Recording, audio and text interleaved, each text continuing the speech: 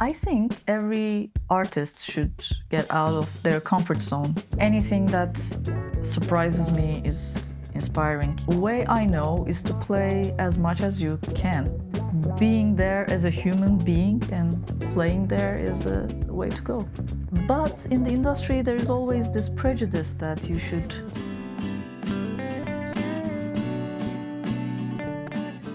Welcome, everybody. I'm sitting here with Nilipek. She just played a beautiful song for us. What was the name again of the song? The name of the song is Menekşe. Menekşe. And what does it mean again? It means violet, the flower. Nice. Yeah, because we're in a kitchen, I always like to refer to the food side of music, the taste of the music. So, what kind of food do you think would suit the mood of the song that you played? I think although it's more like violet is more like a flower on the window, it's a very city flower. But sometimes somehow I feel like the food is more like uh, the mushrooms that you gather from the forest and then you grill them like mixed mushrooms. I somehow have this taste from that song. What's your favorite mushroom? I don't have a. I haven't tried as many mushrooms to select one actually. Well, maybe for the next episode we can Maybe I find will. one. I will find my favorite mushroom. Yeah. Okay, very good. Yeah, whenever you have like guests over at home, do you have a signature Nilipek dish that you make for people? I like making fresh pasta or fresh lasagna. That's my signature dish. And I also like, I think it's a very Mediterranean thing, like have like small plates, like lots of different stuff, like hummus on the side or another meze and a type of salad and another type of salad. So I love when there are many plates on the table and you can like, I call it, I don't know how to translate it, but in Turkish we say like çöplenmek. It means like having trash somehow. Like so you put like little pieces of food on your table and you eat for the whole night. So I really love preparing that kind of table. Nice. Yeah, it sounds delicious. Because you're from Izmir, Yes. Turkey. How did your music adventure life start there? Like, I was always playing an instrument. Making music, making sounds was also like a playtime for me. And that somehow shaped my way of songwriting. And if we think about Izmir, Izmir is a very chill and safe place compared to, for example, bigger cities. And that, of course, affected my way of expressing myself. I'm more like a calm person in music as well. Like although my music can get to some edges, like in terms of genre and in terms of arrangement, when I'm expressing myself, it's mostly like calmer and chill and yeah, in a normal way of communication. Like I don't um, emotionally stable songs, I would say. Somehow, maybe it's boring. I don't know, but yeah. and what did make you end up in Berlin then? It was. I mean, I think every artist should get out of their comfort zone at some point. And although living in Istanbul was not very easy, it was still a comfort zone because I knew the people, I knew the places, I knew the unhappiness. And when you know the unhappiness, it's easier to, get wrapped in it. So we decided to move to somewhere else in order to actually challenge ourselves to make new songs, make new music, make new friends, and be alienated and be a foreigner, actually. So, and Berlin is the perfect place to be a foreigner because most of the people are foreigners, so it's very comforting to be a foreigner here. Although of course, I'm trying to learn German and I'm trying to adapt here. That's another story. But the main reason was to, get ourselves from the comfort zone and to try something new in a place that we don't know at all. How has that influenced your songwriting, like Berlin and moving to Berlin? I mean, it's been 2 years, so I can't say actually anything about this because although I'm like writing songs, I haven't finished a song yet. So the previous 2 years, I spent my time with my latest album, and I released it on my first year here. But the songs were already written, so I don't know. I don't know how it will affect. What's usually your songwriting process then? Like, does it take long for you to write a song, or do you start with guitar or with vocals, or what is your like? Well, it depends. I always take notes. I always have a notebook with me, and I'm always writing. But especially in the latest album, I also made up lyrics while playing. So I was more like freestyling while writing. And it actually changed my approach to songwriting because if you freestyle, then it automatically becomes more rhythmic. And although at first it doesn't feel like it's very meaningful, then you can put a meaning on it. You can write a story about it. It gives you a point to start. Actually, it gives you a starting line, and then you elaborate on that. And also, I realized that this way of freestyling is also a way of telling without the limits of prefrontal cortex. So it's like actually you have this idea behind your back, like in your brain, and you have this idea and you have this issue, for example, that you've been suppressing. But when you're freestyling, it somehow finds a way to go into the world without any limitation and with some allegories. So yeah. Do you have any topics or sounds that mostly inspire you, like musically or lyrically? I'm inspired by the daily life actually and daily relationships.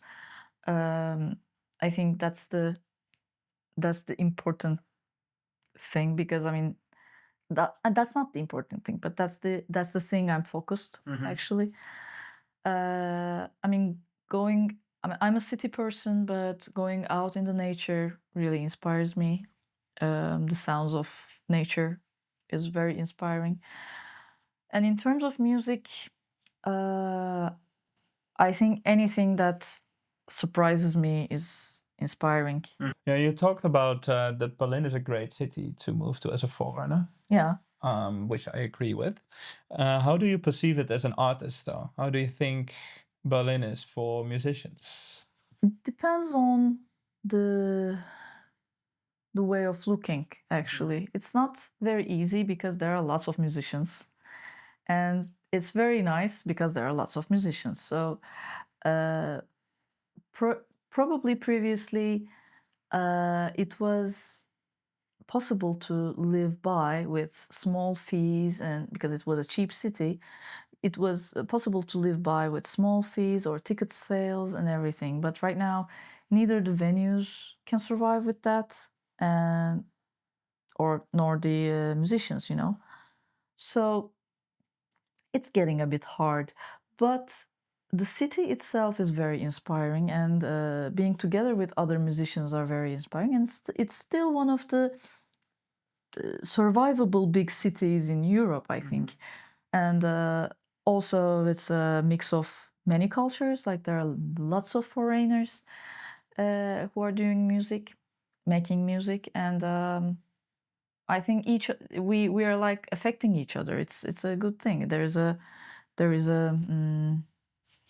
how can I say, interaction between the musicians. Do you have any musicians here that you would like to highlight who are like some of your favorite artists here? I like. I mean, she's not in Leipzig though. She's not in Berlin though. She's in Leipzig. Yeah. But I really like Antoni and her music. I think it's very inspiring. I loved Elstier. I've seen her in Feral Folk Festival. I would say James Michael Rogers, but he's already known. I think he's already highlighted. And maybe I would say Connor, but he's more like he's everywhere. So yeah, other than that, there are some Turkish musicians that I follow here, like who recently moved or who's been here, like Derya Yıldırım or Young or Simge Pınar has just moved here, Bade has just moved here. I mean, I think there are lots of musicians to highlight here. Yeah, you played quite big gigs, I saw, in Turkey. Doing quite big things here. And then you moved to Berlin, where you kind of have to start again, I would assume, or like not entirely, but like. Yeah, but yeah. How is that for you? Like, how do you transfer that kind of success that you have in Turkey to like new places, to in Berlin, but also in other cities in Europe? I mean, I was ready for this. I was expecting this to be like that, and also I like intimate concerts anyway. So I'm not actually complaining about this, but yeah, I'm trying. I mean, I have a band here, and I'm trying to perform in different venues. We had a tour back in February, and we will have another tour again in February. So, I mean, I don't know what will happen, but the way I know is to play as much as you can, I mean, everywhere. And I'm trying to do that actually, because I think social media is not enough to show your music. In social media, you just forget it. Like you look and it's good, you like it, and then you forget it usually. So I think like being there as a human being and playing there is the way to go. Yeah. And how do you at the moment define success as an independent artist? What are your like KPIs for that? I think the definition of success is very problematic. I mean, normally everyone is trying to define it either by numbers or by survival. I mean, if you can survive as an independent artist, then you're successful.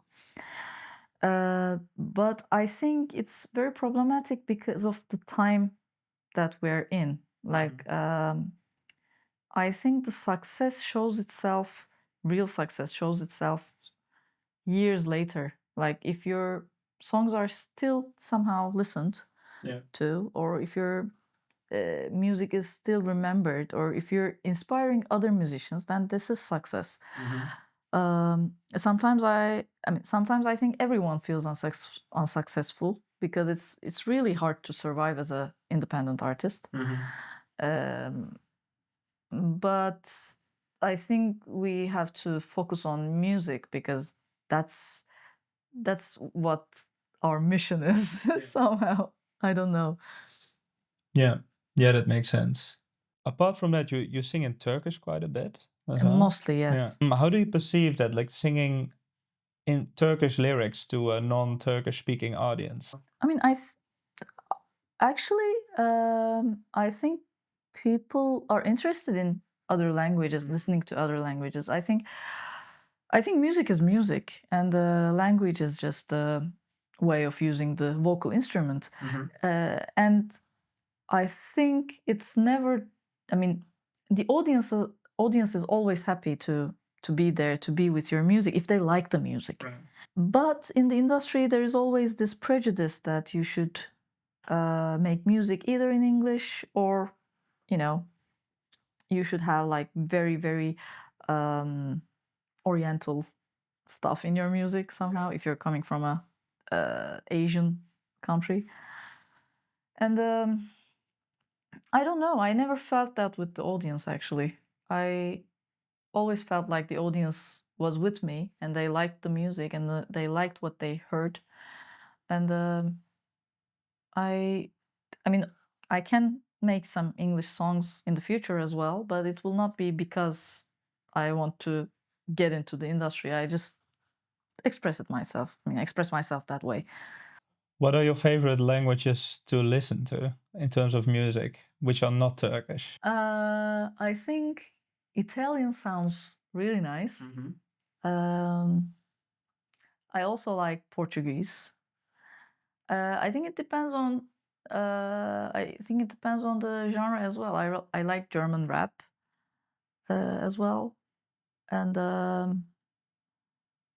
yeah, these would be the ones. I like Farsi. I like Arabic languages as well, and yeah.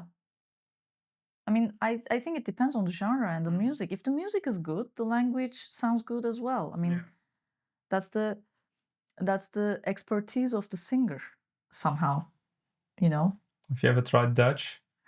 I've never tried Dutch. I mean, I've tried listening to it. I think I don't know many people who sing in Dutch. I mean, I have listened to Dutch people singing in English, but I've never encountered with a music in Dutch. I'll send something Please later. do, please do. Yeah, a quick pivot back to Berlin, because you've been here for 2 years, you Yes. said, right? Do you have like any favorite restaurants here that you would like to recommend to our listeners? Let me think. There is a great Indian restaurant in Prenzlauer Berg called Saika. Okay. I would really recommend that. There is a great Turkish meyhane, very close to Marrakech Museum. Okay. It's called Müşterek. I would really recommend that. Yesterday I was there. And other than that, usually eat at home actually. So we cook by ourselves. But I can recommend some Turkish places. Like if you want to eat lahmacun, you should go to Örnek or Köylüoğlu in Gezunbrunnen, which is also nice. And I've never eaten kebab here though.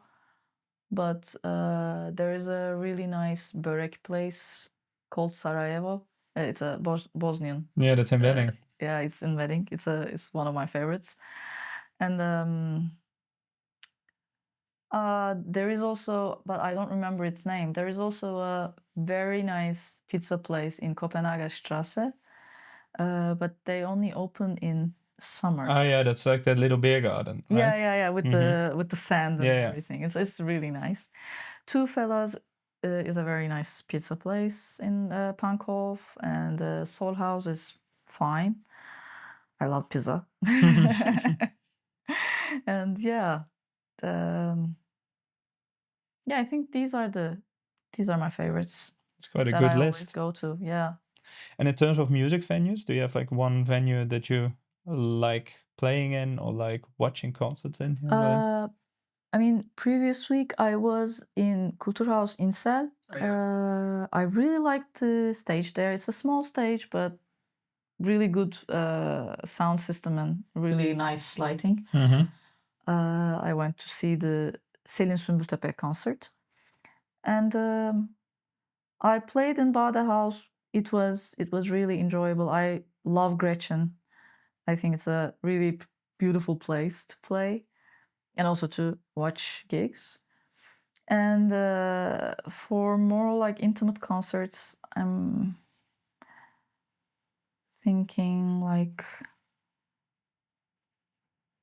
I mean, I love again Two Fellas for the Irish jam sessions. It's always very fun. And yeah, I think these are my favorites. I also like Orangerie in Kernel Park. Yeah. Then lastly, if we would be talking again in a year, what will have happened in your musical life? I don't know. I mean, previous year was very exciting because we had the chance to go to Austin to South by Southwest, and we also played in Reeperbahn, and we had like many adventures actually as a band and Mhm. myself as well in both Turkey and here. But I don't know what will happen this year because, I mean, although I make plans, they don't get realized as I planned. Mhm. So it's always like you like put some seeds on the earth, and some of them sprouts and some of them Yeah, yeah. just Fair don't. enough. And yeah, we'll see. I'm really excited to see what will happen. Nice. We are too. Looking forward to seeing you on a stage, maybe Yeah, at let's. one of our events and Yeah, otherwise somewhere else. And yeah. thanks a lot for Thank you for having your me. stories today. Yeah, thank you for having me.